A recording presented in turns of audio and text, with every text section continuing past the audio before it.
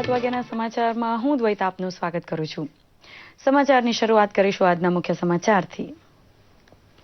આવતીકાલે ગુજરાતના પનોતા પુત્ર પ્રધાનમંત્રી નરેન્દ્ર મોદીને આવકારવા વડોદરાવાસીઓમાં ભારે ઉત્સાહ। દેશના બીજા ગ્રીન એરપોર્ટ એવા વડોદરા હવાઈ મથકનું પીએમ મોદી કરશે લોકાર્પણ। એનર્જી એફિશિયન્ટ ગ્લાસ, સૌર ઉર્જાનો બહોળો ઉપયોગ અને 164 મીટરની દેશની સૌથી લાંબી સિંગલ લેન્થ સ્ટીલ રૂફશીટ આ એરપોર્ટની છે વિશેષતાઓ। પ્રધાનમંત્રી વડોદરામાં નવલખી મેદાનમાં યોજાનાર ખાસ કાર્યક્રમમાં પોતાના દિલની નજીક એવા દિવ્યાંગો માટે ફાળવશે સમય। ગુજરાતમાં દિવ્યાંગોના ત્રીજા મેગા કેમ્પમાં પ્રધાનમંત્રી મોદી દિવ્યાંગોને 10,000 ઉપરાંત સહાય કીટનું કરશે વિતરણ। વાઇબ્રન્ટ ગુજરાત સમિટ 2017ના પૂર્વાર્ધ રૂપે મહાત્મા મંદિરમાં 2 દિવસીય સ્ટાર્ટઅપ સમિટનો પ્રારંભ કરાવતા મુખ્યમંત્રી વિજયભાઈ રૂપાણી સ્ટાર્ટઅપ પોલિસી હેઠળ યુવા કૌશલ્ય વિકાસ માટે રાજ્ય સરકારની પ્રતિબદ્ધતા દોહરાવી। વિવિધ રાજ્યોના 1100 જેટલા હોનહાર સ્ટાર્ટઅપ દ્વારા નવા વિચાર આવિષ્કારોનું આદાન પ્રદાન। મુખ્યમંત્રી વિજયભાઈ રૂપાણી અને નાયબ મુખ્યમંત્રી આવતીકાલે મુંબઈમાં કેન્દ્રીય ગૃહમંત્રી રાજનાથ સિંહની અધ્યક્ષતામાં યોજાનાર 22મી વેસ્ટ ઝોનલ કાઉન્સિલની બેઠકમાં લેશે ભાગ। કેન્દ્ર સાથે ગુજરાતના પ્રશ્નો, સરહદ સુરક્ષા તથા ગૃહ વિભાગના મુદ્દાઓ રહેશે ચર્ચાનો મુખ્ય એજન્ડા। કબડ્ડી વિશ્વકપમાં થાઇલેન્ડ સામે સેમીફાઇનલ જીતવા સખત મહેનત વડે મનોબળ દ્રઢ કરે છે ટીમ ઇન્ડિયા। દક્ષિણ કોરિયા અને ઈરાન પૈકી જે ટીમ જીતે તેની સાથે ફાઇનલ મેચ ભારત રમશે તેવી ગણતરી મૂકે છે ગુજરાત।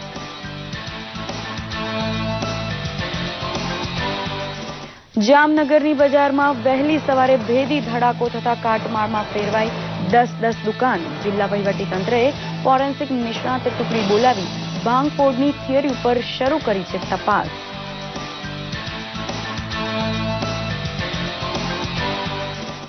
રાષ્ટ્ર વિરોધી તત્વોને શોધી કાઢવા જમ્મુ કાશ્મીરના બારામુલ્લામાં સ્થાનિક પોલીસ અને સેના દ્વારા સંયુક્ત સઘન તપાસ અભિયાન। આ બાજુ હીરાનગર સેક્ટરમાં પાકિસ્તાન દ્વારા ફરી એકવાર સંઘર્ષ વિરામનું ઉલ્લંઘન।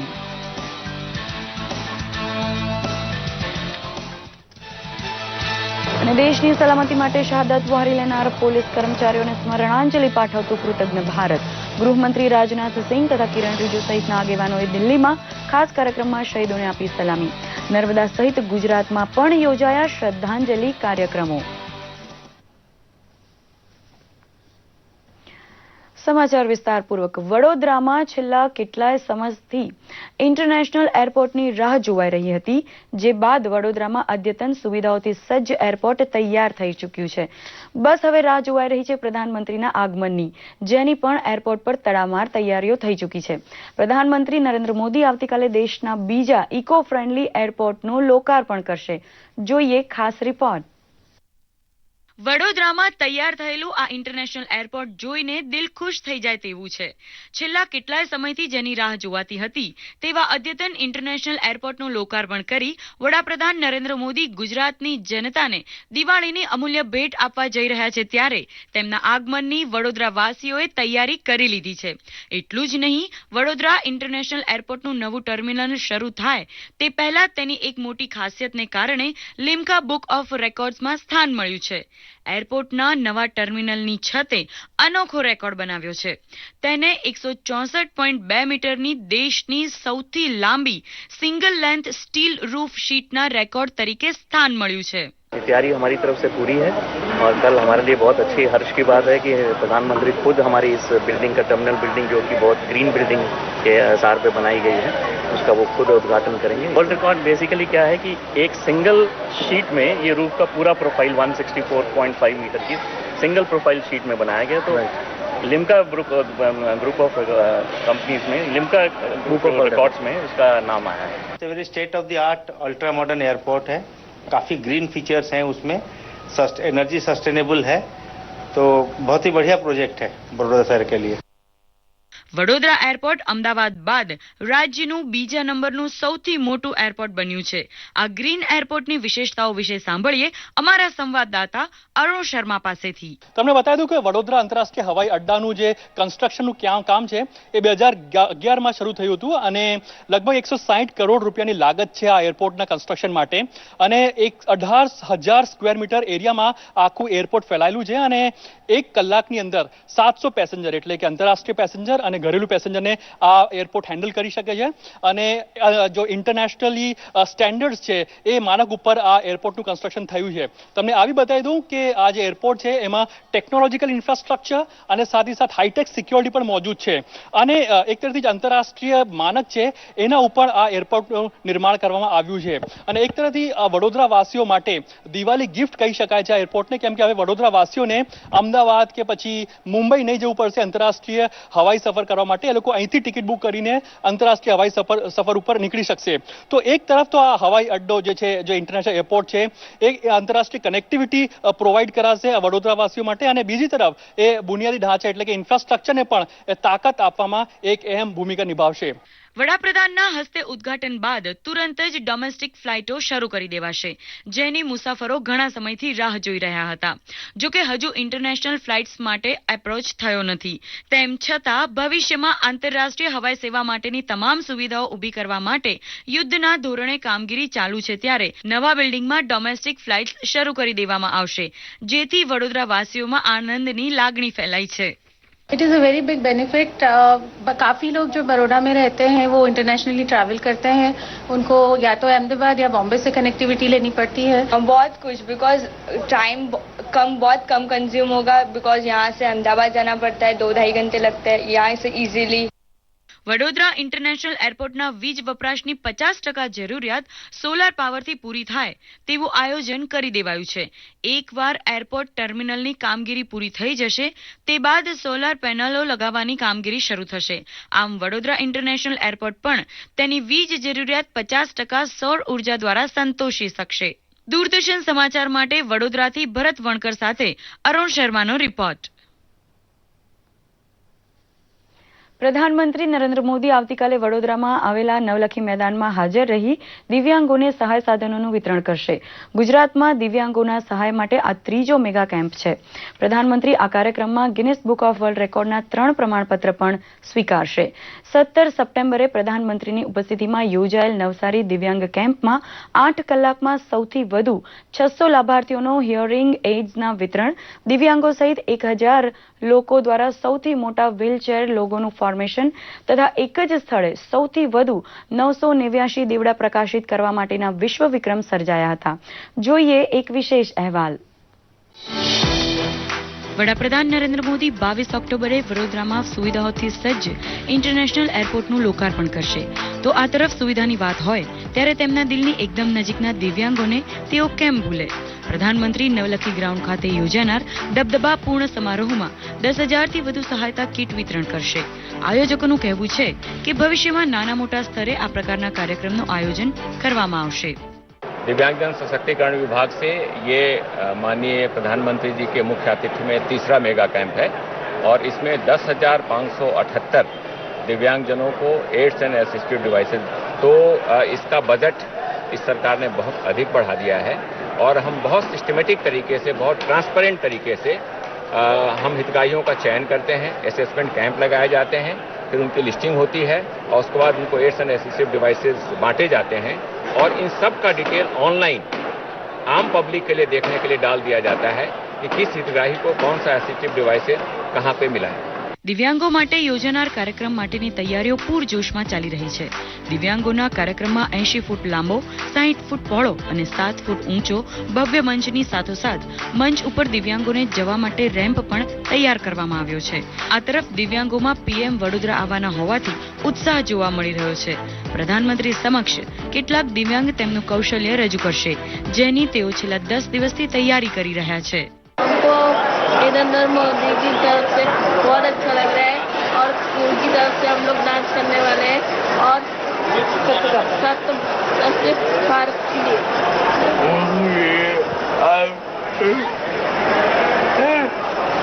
डांस करवाना चाहिए. मोदी जी आ रहे हैं, हम बहुत खुश हैं. नरेंद्र मोदी जी आ रहे हैं तो हमको बहुत अच्छा लग रहा है। बस वो हमको खूब पर्सनली मिले, उनकी वही ख्वाहिश है और हमें एडमायर करे, स्पेशली हम एमआर फील्ड में हमारे लिए कुछ काम करें। हमारे बच्चे सेमी क्लासिकल बेस्ट परफॉर्मेंस दे रहे हैं कि ये बच्चों को बहुत डांस सिखाना बहुत मुश्किल होता है, लेकिन उन्होंने इतनी प्रिपरेशन की है और इतना डेडिकेशन से प्रैक्टिस की है कि अगर गलती भी हो जाए तो आप लोग सब उनको क्षमा करके उनको अच्छे से एडमायर करना और उनको और आगे कुछ बढ़ने के लिए एक्साइटेड कैसे रहे बच्चे? कितना उत्साह था बच्चों में? उनको बच्चों में प्रैक्टिस हम जितनी भी बार कराते थे बच्चे खड़े हो जाते थे, कभी ना नहीं किया है। और इन बच्चों की फिजिकल कैपेसिटी भी काफी कम होती है, पैरों में भी बहुत दर्द होता है, हाइपोटोनिया होता है, फिर भी वो इग्नोर करके अगर हम बोले कि बच्चे एक बार प्रैक्टिस करोगे तो हाँ बोल देते। મોદી સરકાર દિવ્યાંગો તરફ વિશેષ ધ્યાન આપી રહી છે, તો દિવ્યાંગો પણ આગળ આવીને સરકારી યોજનાઓને સફળ બનાવી રહ્યા છે. વડોદરાના દિવ્યાંગો માટે દિવાળી ગિફ્ટથી વધારે હશે જ્યારે પ્રધાનમંત્રી નરેન્દ્ર મોદી સહાયક ઉપકરણોનું વિતરણ કરશે આ દિવ્યાંગોને.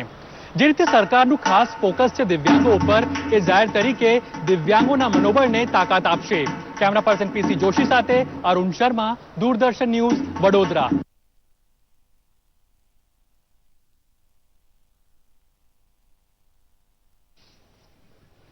મુખ્યમંત્રી વિજયભાઈ રૂપાણીએ આજે ગાંધીનગરના મહાત્મા મંદિર ખાતે સ્ટાર્ટઅપ સમિટ 2016નો પ્રારંભ કરાવ્યો હતો.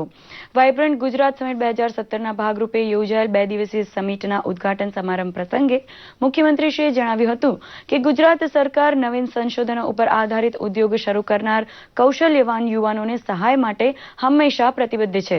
આ કાર્યક્રમમાં મુખ્યમંત્રી ગુજરાત સહિત દેશભરના 1100 જેટલા યુવા સ્ટાર્ટઅપ દ્વારા તૈયાર કરેલા આવિષ્કારોનું પ્રદર્શન પણ નિહાળ્યું હતું.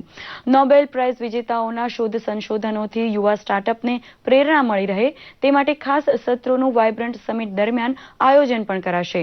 આવા યુવાનોના પ્રોત્સાહન માટે રાજ્ય સરકારે ખાસ સ્ટાર્ટઅપ પોલિસીની રચના પણ કરી હોવાનું મુખ્યમંત્રીએ ઉમેર્યું હતું. દેશના યુવાધનની સર્જનાત્મક શક્તિનો યોગ્ય વિનિયોગ થાય તો ભારત ચોક્કસપણે મહાસત્તા બને તેવો વિશ્વાસ પણ મુખ્યમંત્રીશ્રીએ અહીં દર્શાવ્યો હતો. નરેન્દ્રભાઈની પણ કલ્પના છે કે સ્ટાર્ટઅપ ઇન્ડિયા દેશભરના યુવાનો એ નવા ઇનોવેશન સાથે આગળ વધે એ ઈચ્છા છે એમની. એટલે આપણે વાઇબ્રન્ટ ગુજરાત જ્યારે સમિટ કરી રહ્યા છીએ ત્યારે એમની પ્રી સમિટ અત્યારે ચાલી રહી છે. આનંદ છે કે લગભગ 1100થી વધુ યુવાનો આ સમિટમાં ફી ભરીને અહીંયા ભાગ લેવા આવ્યા છે. નવા નવા આઈડિયાઝ એમને ઇન્ટ્રોડ્યુસ કર્યા છે, બહાર એમના પ્રદર્શન પણ ગોઠવવામાં આવ્યા છે અને એમાંથી ધીરે ધીરે આગળ વધવાના છે.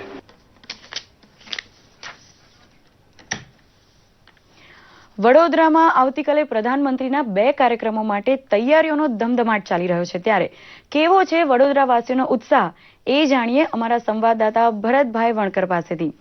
ભરતભાઈ, પીએમ મોદીના એરપોર્ટ એ અને નવલખીના કાર્યક્રમ માટે સુરક્ષા વ્યવસ્થા કેવી છે? બેન, આપણે જોઈએ તો અત્યારે વડોદરામાં તડામાર તૈયારી થઈ રહેલી છે.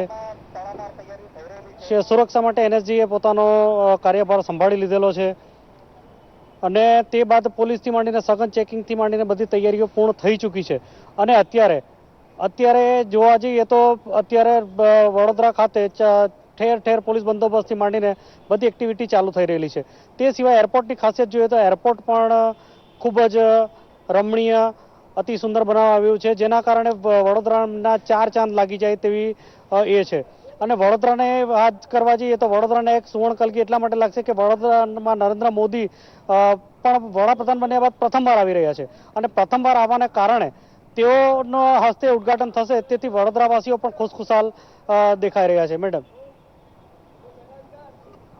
હેલો. ભરતભાઈ, પીએમ મોદીના આવતીકાલે આગમન થવાનું છે, તો વડોદરાવાસીઓનો ઉત્સાહ કેવો છે એ જણાવશો જરા. હેલો ભરતભાઈ, પીએમના આગમન માટે વડોદરાવાસીઓનો ઉત્સાહ કેવો છે તે જરા જણાવશો. સમાચારમાં આપણે આગળ વધી રહ્યા છીએ. ભરતભાઈનો અત્યારે કોન્ટેક્ટ નથી થઈ રહ્યો. સમાચારમાં આગળ વધીશું. મુખ્યમંત્રી વિજયભાઈ રૂપાણીએ નાયબ મુખ્યમંત્રી નીતિનભાઈ પટેલ આવતીકાલે ગૃહમંત્રી રાજનાથસિંહની અધ્યક્ષતામાં યોજાનારી 22મી વેસ્ટ ઝોનલ કાઉન્સિલની બેઠકમાં ભાગ લેશે. બંને નેતાઓ આજે આ માટે મુંબઈ જવા રવાના થયા હતા. આ બેઠકમાં ગુજરાત, મહારાષ્ટ્ર, ગોવા અને કેન્દ્ર શાસિત પ્રદેશ દીવ દમણના પ્રશાસકો ઉપસ્થિત રહેશે. આ બેઠકના મુખ્ય એજન્ડા હેઠળ કેન્દ્ર સાથેના ગુજરાતના પ્રશ્નો, સીમા સુરક્ષાના પ્રશ્નો તેમજ હોમ ડિપાર્ટમેન્ટ સાથેના પ્રશ્નોની ચર્ચા કરવામાં આવશે.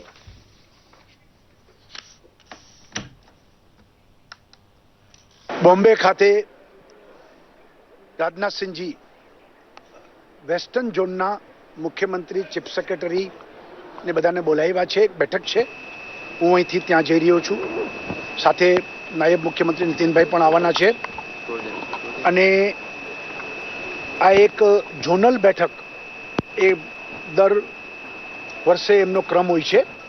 તો આજે બોમ્બેમાં મિટિંગ મળશે ત્યારે આપણા ગુજરાતના કેન્દ્ર સરકાર સાથેના પ્રશ્નો, ગુજરાતના સીમા સુરક્ષાના પ્રશ્નો, ગુજરાતના હોમ ડિપાર્ટમેન્ટ સાથેના પણ જે કંઈ પ્રશ્નો છે એની ચર્ચાઓ થશે અને એજન્ડા મુજબ આજની કાર્યવાહી થશે. સમાચારમાં આગળ વધીએ તે પહેલા લઈએ એક નાનકડો વિરામ. કોઈક બગીચામાંથી ગુંજતા ખડખડાટ હાસ્યને સાંભળીને કોણ કહી શકે કે જીવન હસવાનું ભૂલી ગયું છે? બેટને પૂરી તાકાતથી પકડેલા બંને હાથોને જોઈને કોને લાગશે કે એમાં હવે જીવ નથી રહ્યો? ક્યારેક મંદિર, ક્યારેક મસ્જિદ, ક્યારેક ચર્ચ, ક્યારેક ગુરુદ્વારા, ક્યારેક માર્કેટ, ક્યારેક શાળા, તો પછી ક્યારેક મોલની તરફ વધતા પગલા પોતે જ કહે છે કે અમે હજી હાર્યા નથી. વૃદ્ધત્વ ક્યારેય લાચાર નથી હોતું. આપણે પોતે જ પોતાનો ખ્યાલ રાખીએ ત્યારે જ જીવન આપણું ધ્યાન રાખશે. આ છે શ્રીમતી લલિતાબેન. એઓ જમવા પહેલા સાબુ વડે હાથ ધોવાનું કદે નથી ભૂલતા, કારણ કે એ જાણે છે એઓ તો જ રહેશે હંમેશા તંદુરસ્ત. આ છે શ્રી મનોજ. એ રોજ નહાય છે, સ્વચ્છ કપડાં પહેરે છે. આ છે શ્રી ચંદ્રકાંત. એ હાથ ગંદા થતા એને સાબુ વડે ધોવાનું કદી નથી ભૂલતા. તો શું તમે પણ જમવા પહેલા પોતાના હાથ સાબુથી ધુઓ છો? જો નહીં તો આજથી જ આ સારી આદતની શરૂઆત કરો અને પોતાની સાફ સફાઈનું પૂરતું ધ્યાન રાખો અને સારા સ્વાસ્થ્ય તરફ ડગલા માંડો. જ્યારે વૃદ્ધો રાખશે વ્યક્તિગત સાફ સફાઈનું ધ્યાન, જીવશે સ્વસ્થ જીવન, એનું રાખો સદા સહુ ભાન. વિરામ બાદ સમાચારમાં આપનું ફરી સ્વાગત છે. અમદાવાદ ખાતે રમાઈ રહેલા કબડ્ડી વિશ્વકપ 2016ની પહેલી સેમીફાઇનલમાં ભારતની ટક્કર થાઇલેન્ડ સામે થશે. ભારતીય ટીમે ઇંગ્લેન્ડને તો થાઇલેન્ડની ટીમે જાપાનને હરાવી અંતિમ 4માં સ્થાન સુનિશ્ચિત કર્યું છે. તો કબડ્ડી વિશ્વકપ 2016ની બીજી સેમીફાઇનલમાં ઈરાન અને દક્ષિણ કોરિયાની ટીમો ટકરાશે. ભારતે 2004 અને 2007 કબડ્ડીનો વિશ્વ વિજેતાનો ખિતાબ પોતાના નામે કરેલો છે, ત્યારે ત્રીજી વખત પણ આ ખિતાબ પોતાના નામે નોંધાવવા ભારતીય ટીમ પ્રેક્ટિસ કરી પરસેવો પાડી રહી છે.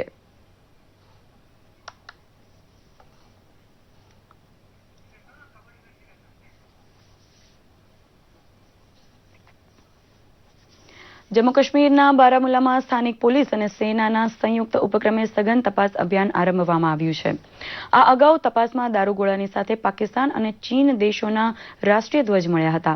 આ તપાસ દરમિયાન 44 સંદિગ્ધ આતંકવાદીઓની ધરપકડ કરાઈ હતી, જેમની પાસેથી મોટી સંખ્યામાં પેટ્રોલ બોમ્બ, લશ્કર અને જૈશના લેટરહેડ પણ મળી આવ્યા હતા. તો બીજી તરફ જમ્મુ કાશ્મીરના હીરાનગરમાં પાકિસ્તાન તરફથી ફરી એકવાર સીઝ ફાયરિંગનું ઉલ્લંઘન કરવામાં આવ્યું હતું. ભારતીય સેનાએ કરેલી જવાબી પ્રતિક્રિયામાં પાકિસ્તાનના કેટલાક સૈનિકો મૃત્યુ પામ્યા હતા, તો એક ભારતીય જવાન પણ ગંભીર રીતે ઘવાયો હતો.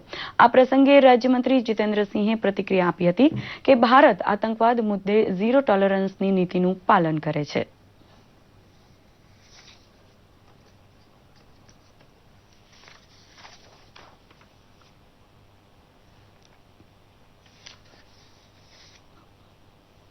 India is in favor of peace, but at the same time, we cannot allow ourselves to be succumbing to terrorism.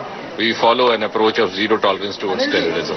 And therefore the Pakistan would also have to ensure that it does not allow terrorism to originate from its soil. દેશની સલામતી માટે શહાદત વહોરી લેનાર police કર્મચારીને શ્રદ્ધાંજલિ અર્પણ કરવા માટે આજે ભારતભરમાં પોલીસ શ્રદ્ધાંજલિ દિવસની ઉજવણી થઈ રહી છે. ગૃહમંત્રી રાજનાથ સિંહે આ પ્રસંગે દિલ્હીના પોલીસ મેમોરિયલ મેદાન ખાતે શહીદ પોલીસ કર્મીઓને શ્રદ્ધાંજલિ અર્પણ કરી હતી. આ ઉપરાંત ગૃહ રાજ્યમંત્રી કિરણ રિજિજુ, રાષ્ટ્રીય સુરક્ષા સલાહકાર અજીત ડોભાલ સહિત પોલીસ વિભાગના વરિષ્ઠ અધિકારીઓએ શહીદોને શ્રદ્ધાંજલિ પાઠવી હતી. 1959માં ચીન સરહદે 10 પોલીસ જવાનોની શહાદત અપાયા બાદ 1960થી આ દિવસ ઉજવવાની પ્રથા શરૂ થઈ છે.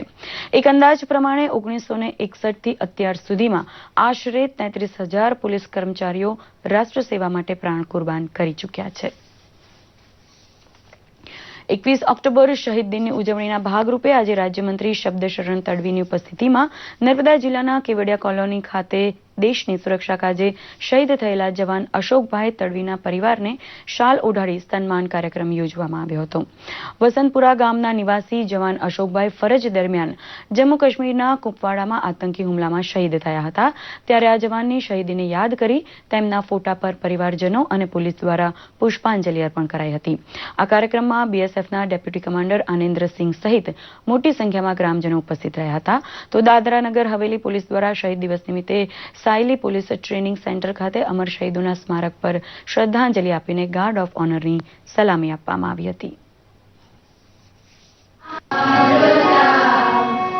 શહીદ થઈ ગયેલા એવા વીર શહીદ અશોક કુમાર તડવી જે આ માધ્યમિક શાળા કેવડિયા કોલોની ખાતે છેલ્લી શાળામાં ભણ્યા હતા. પછી જ્યારે યાદ કરીને અહીંયા શાળામાં ભણતા બાળકો એમણે દેશ પ્રેમના ગીતો સાથે જે રીતે આ પોલીસ દિવસ ઉજવી શહીદોને શ્રદ્ધાંજલિ આપી અને વિદ્યાર્થીઓનીમાં દેશ પ્રેમની ભાવના, દેશની પ્રેમની લાગણી પ્રવર્તે એવા અને શહીદોને બધા જ પુષ્પાંજલિ કરી શ્રદ્ધાંજલિ અર્પે એવો કાર્યક્રમ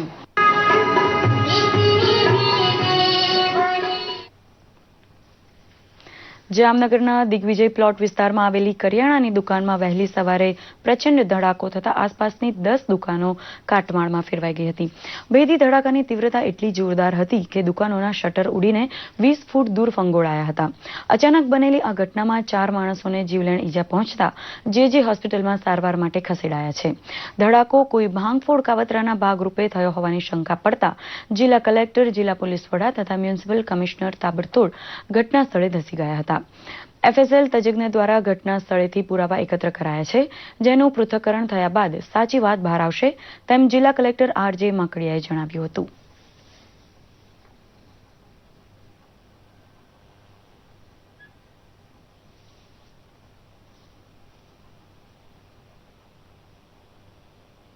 મને જે લાગે છે એ કોઈ પણ જાતની ગેસ કોઈ અંદર આ છેલ્લા 2 દિવસથી દુકાન બંધ હોય ગેસ અંદર લીકેજ હોવાના કારણે અંદર આખા ભરાઈ ગયું હશે અને એકદમથી ક્યાંક ઇગ્નિશન સોર્સ મળવાના લીધે કોઈ સ્પાર્કના લીધે આ ગેસ ઇગ્નાઇટ થઈને બ્લાસ્ટ થયો છે.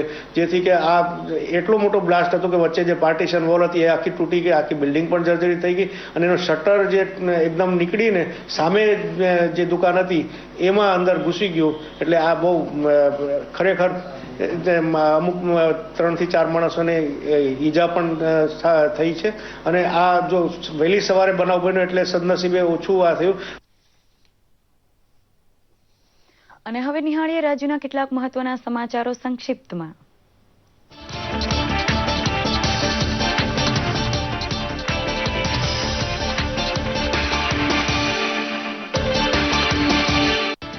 પ્રધાનમંત્રી નરેન્દ્ર મોદીએ ગરીબોના કલ્યાણ માટે અનેક યોજનાઓ શરૂ કરી છે, જેમાં જીવન જ્યોતિ વીમા યોજના અને જીવન સુરક્ષા વીમા યોજનાનો પણ સમાવેશ થાય છે. આ યોજના પંચમહાલ જિલ્લાના ગરીબ અને પછાત વર્ગના પરિવારો માટે આશીર્વાદ સમય સાબિત થઈ રહી છે.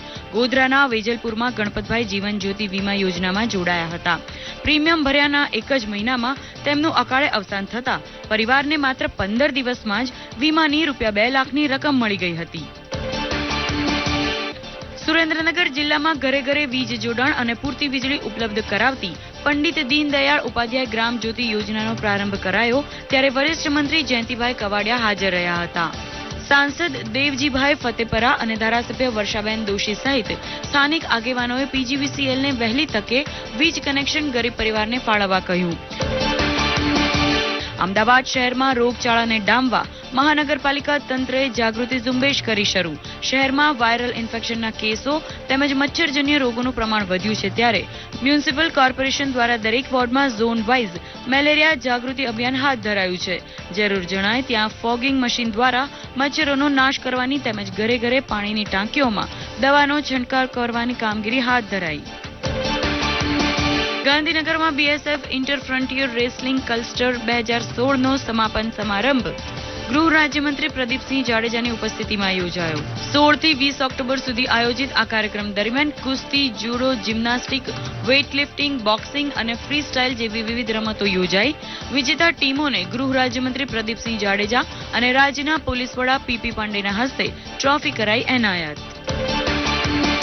સૌરાષ્ટ્રના ધોરાજી શહેર બહાર વહેતી સકુરા નદીના કિનારે આવેલી ખ્વાજા બાપુની દરગાહ ઉપર 3 દિવસનો ઉર્સ શરૂ થતા અહીં શ્રદ્ધાળુઓનો જામ્યો મેળો. આઝાદી અગાઉ ગોંડલ રાજ્ય તાબા હેઠળના શહેરમાં ખ્વાજા બાપુ પાકિસ્તાનના સિંધ પ્રાંતમાંથી આવેલા. અહીં લાંબા વસવાટ બાદ જન્નતશીન થતા તેમની અહીં બની છે દરગાહ. ખેલ મહાકુંભ અંતર્ગત જૂનાગઢમાં જિલ્લા કક્ષાની રસ્સાખેંચ હરીફાઈ યોજાઈ. ખાસ કરીને વરિષ્ઠ નાગરિકો કે જેઓ 60 વર્ષ વટાવી ચૂક્યા છે, આવા સ્પર્ધકોનો ઉત્સાહ યુવાનોને પ્રેરણા આપે તેવો જોવા મળ્યો. ભાઈઓ અને બહેનોના વિભાગમાં પ્રથમ આવેલ ટીમ હવે પછી રાજ્ય કક્ષાએ જૂનાગઢ જિલ્લાનું પ્રતિનિધિત્વ કરશે. આગામી 9 અને 10 નવેમ્બરે મહેસાણાના વડનગરમાં યોજાનાર તાનારીરી મહોત્સવની પૂર્વ તૈયારી અંગેની સમીક્ષા બેઠક મહેસાણા જિલ્લા કલેક્ટર આલોક કુમારની અધ્યક્ષતામાં યોજાઈ હતી. વડનગર ખાતે અગત્યના સ્થળોની સાફ સફાઈ, રંગરોગાન, લાઇટિંગ સહિતની વ્યવસ્થા કરવાની તાકીદ કલેક્ટર દ્વારા કરાઈ હતી. આ ઉપરાંત શર્મિષ્ઠા તળાવ ખાતે યોજાનાર મહત્વના કાર્યક્રમની ચર્ચા અને તેની વ્યવસ્થા માટે જરૂરી સૂચનો કર્યા હતા. કેન્દ્ર શાસિત પ્રદેશ દમણમાં inter state police T20 cricket ટુર્નામેન્ટનો પ્રારંભ થતા રમતપ્રેમી સ્થાનિક જનતા તથા ઉગતા ખેલાડીઓને માણવાની અને શીખવાની તક મળી છે. કેન્દ્ર શાસિત પ્રદેશ દમણ દીવના ઇન્ચાર્જ આઈજીપી મેઘના યાદવે ટુર્નામેન્ટ ખુલ્લી મૂકી ખેલાડીઓ વચ્ચે રાષ્ટ્રીય એકતાની ભાવના રમતગમત દ્વારા વિકસે તેવી આશા વ્યક્ત કરી હતી. 26મી ઓક્ટોબરે ફાઇનલ મેચ યોજાય ત્યાં સુધી દરરોજ અલગ અલગ મેચ દમણ ઉપરાંત વાપીના મેદાન ઉપર પણ યોજાનાર છે. યુવા પેઢીમાં પડેલી સાંસ્કૃતિક પ્રતિભાને બહાર લાવવા સૌરાષ્ટ્રમાં જામખંભાળિયા ખાતે યુવક મહોત્સવ યોજાઈ ગયો. તેમાં ગ્રામ પંચાયતથી માંડી તાલુકા સ્તરે કલા સ્પર્ધામાં ઝળકેલા 75 વિદ્યાર્થીઓએ ભાગ લીધો હતો. આ મહોત્સવમાં વિદ્યાર્થીઓની શક્તિ, સૂઝ અને સમર્પણ ચકાસવા માટે નિબંધ સ્પર્ધા, ચિત્ર સ્પર્ધા, વક્તૃત્વ સ્પર્ધા, લોકસંગીત તથા ગઝલનો કાર્યક્રમ યોજાયા હતા.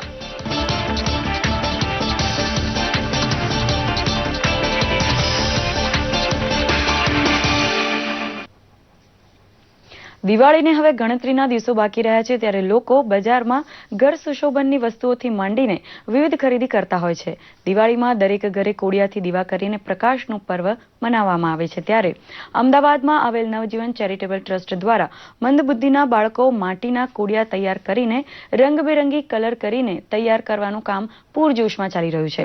દિવ્યાંગ બાળકો કે જેઓ કાંઈ સમજી શકતા નથી કે બોલી શકતા નથી, તેઓને તાલીમ આપીને તેમના દ્વારા તૈયાર થયેલ કોડિયા દિવાળીના તહેવારમાં બજારમાં વેચાણ માટે મૂકવામાં આવશે. દર વર્ષે દિવાળીમાં 25 થી 30 હજાર દીવાઓ તૈયાર કરીને ક્લબો, સંસ્થાઓ અને સોસાયટીમાં વેચાણ કરવામાં આવે છે. જે નફો થાય તે બાળકોમાં વહેંચી દેવામાં આવે છે.